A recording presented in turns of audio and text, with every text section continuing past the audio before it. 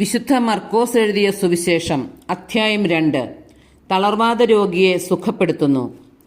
കുറെ ദിവസങ്ങൾ കഴിഞ്ഞ് യേശു കഫർനാമിൽ തിരിച്ചെത്തിയപ്പോൾ അവൻ വീട്ടിലുണ്ട് എന്ന വാർത്ത പ്രചരിച്ചു. വാതിൽക്കൽ പോലും നിൽക്കാൻ സ്ഥലം തികയാത്ത വിധം നിരവധി ആളുകൾ അവിടെ കൂടി. അവൻ അവരോട് വചനം പ്രസംഗിച്ചുകൊണ്ടിരുന്നു. അപ്പോൾ 4 പേർ ഒരു തളർവാദ രോഗിയെ എടുത്തുകൊണ്ടുവന്നു.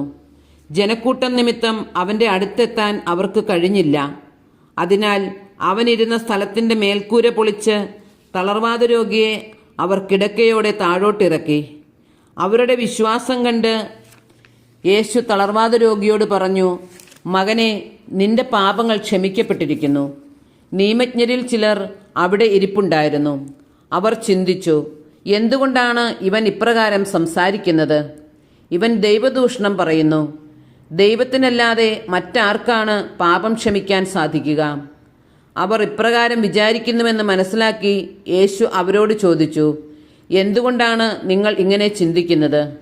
ഏതാണ് എളുപ്പം, തളർവാദ രോഗിയോട് നിന്റെ പാപങ്ങൾ ക്ഷമിക്കപ്പെട്ടിരിക്കുന്നു എന്ന് പറയുന്നതോ, എഴുന്നേറ്റ് നിന്റെ കിടക്കയുമെടുത്ത് നടക്കുക എന്ന് പറയുന്നതോ?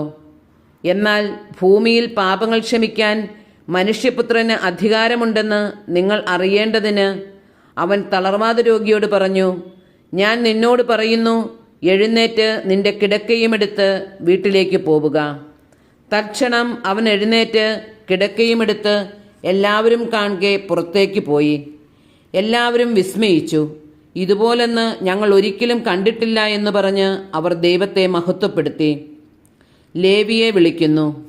യേശു വീണ്ടും കടൽ തീരത്തേക്ക് പോയി. ജനക്കൂട്ടം അവൻ്റെ അടുത്തെത്തി. അവൻ അവരെ പഠിപ്പിച്ചു. അവൻ കടന്നുപോയപ്പോൾ ഹൽപ്പയുടെ പുത്രനായ ലേവി ചുങ്കസ്ഥലത്തിരിക്കുന്നത് കണ്ട് അവനോട് പറഞ്ഞു, എന്നെ അനുഗമിക്കുക. അവൻ എഴുന്നേറ്റ് യേശുവിനെ അനുഗമിച്ചു. അവൻ ലേവിയുടെ ഭവനത്തിൽ ഭക്ഷണത്തിനിരിക്കുമ്പോൾ അനേകം ചുങ്കക്കാരും പാപികളും അവൻ്റെയും ശിഷ്യരുടെയും കൂടെയിരുന്നു.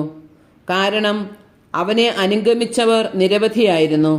അവൻ പാപികളോടും ചുങ്കക്കാരോടുമൊപ്പം ഭക്ഷണം കഴിക്കുന്നത് കണ്ട് ഫരിസേയരിൽപ്പെട്ട ചില നിയമജ്ഞർ ശിഷ്യന്മാരോട് ചോദിച്ചു, അവൻ ചുങ്കക്കാരുടെയും പാപികളുടെയും കൂടെ ഭക്ഷിക്കുന്നതെന്ത്? ഇത് കേട്ട് യേശു പറഞ്ഞു, ആരോഗ്യമുള്ളവർക്കല്ല, രോഗികൾക്കാണ് വൈദ്യനെ കൊണ്ട് ആവശ്യം. നീതിമാന്മാരെയല്ല, പാപികളെ വിളിക്കാനാണ് ഞാൻ വന്നത്. ഉപവാസത്തെ സംബന്ധിച്ച തർക്കം. യോഹന്നാന്റെ ശിഷ്യന്മാരും ഫരിസേയരും ഉപവസിക്കുകയായിരുന്നു. ആളുകൾ വന്ന് യേശുവിനോട് ചോദിച്ചു, യോഹന്നാന്റെയും ഫരിസേയരുടെയും ശിഷ്യന്മാർ ഉപവസിക്കുകയും നിന്റെ ശിഷ്യന്മാർ ഉപവസിക്കാതിരിക്കുകയും ചെയ്യുന്നത് എന്തുകൊണ്ട്? യേശു പറഞ്ഞു, മണവാളൻ കൂടെയുള്ളപ്പോൾ മണവറത്തോഴർക്ക് ഉപവസിക്കാൻ സാധിക്കുമോ? മണവാളൻ കൂടെയുള്ളിടത്തോളം കാലം അവർക്ക് ഉപവസിക്കാനാവില്ല. മണവാളൻ അവരിൽ നിന്ന് അകറ്റപ്പെടുന്ന കാലം വരും, അന്ന് അവർ ഉപവസിക്കും. ആരും പഴയ വസ്ത്രത്തിൽ പുതിയ കഷണം തുന്നിപ്പിടിപ്പിക്കാറില്ല. അങ്ങനെ ചെയ്താൽ തുന്നിച്ചേർത്ത കഷണം അതിൽ നിന്ന് കീറിപ്പോരുകയും കീറൽ വലുതാവുകയും ചെയ്യും. ആരും പുതിയ വീഞ്ഞ് പഴയ തോൽക്കുടങ്ങളിൽ ഒഴിച്ചു വയ്ക്കാറില്ല. അങ്ങനെ ചെയ്താൽ തോൽക്കുടങ്ങൾ പിളരുകയും വീഞ്ഞും തോൽക്കുടങ്ങളും നഷ്ടപ്പെടുകയും ചെയ്യും. പുതിയ വീഞ്ഞിന് പുതിയ തോൽക്കുടങ്ങൾ വേണം. സാബത്ത് ആചരണത്തെക്കുറിച്ച് വിവാദം. ഒരു സാബത്ത് ദിവസം അവൻ വിളഞ്ഞുകിടക്കുന്ന ഒരു വയലിലൂടെ പോവുകയായിരുന്നു. പോകുമ്പോൾ ശിഷ്യന്മാർ കതിരുകൾ പറിക്കാൻ തുടങ്ങി. ഫരിസേയർ അവനോട് പറഞ്ഞു, സാബത്തിൽ നിഷിദ്ധമായത് അവർ ചെയ്യുന്നത് എന്തുകൊണ്ട്? അവൻ ചോദിച്ചു, ദാവീദും അനുചരന്മാരും കൈവശം ഒന്നുമില്ലാതെ വിശന്നു വലഞ്ഞപ്പോൾ എന്തു ചെയ്തുവെന്ന് നിങ്ങൾ വായിച്ചിട്ടില്ലേ? അബിയഥാർ പ്രധാന പുരോഹിതനായിരിക്കെ ദാവീദ് ദേവാലയത്തിൽ പ്രവേശിച്ച് പുരോഹിതന്മാർക്കല്ലാതെ മറ്റാർക്കും ഭക്ഷിക്കാൻ അനുവാദമില്ലാത്ത കാഴ്ചയപ്പം ഭക്ഷിക്കുകയും കൂടെയുണ്ടായിരുന്നവർക്ക് കൊടുക്കുകയും ചെയ്തില്ലേ? അവൻ അവരോട് പറഞ്ഞു, സാബത്ത് മനുഷ്യന് വേണ്ടിയാണ്, മനുഷ്യൻ സാബത്തിന് വേണ്ടിയല്ല. മനുഷ്യപുത്രൻ സാബത്തിൻ്റെയും കർത്താവാണ്.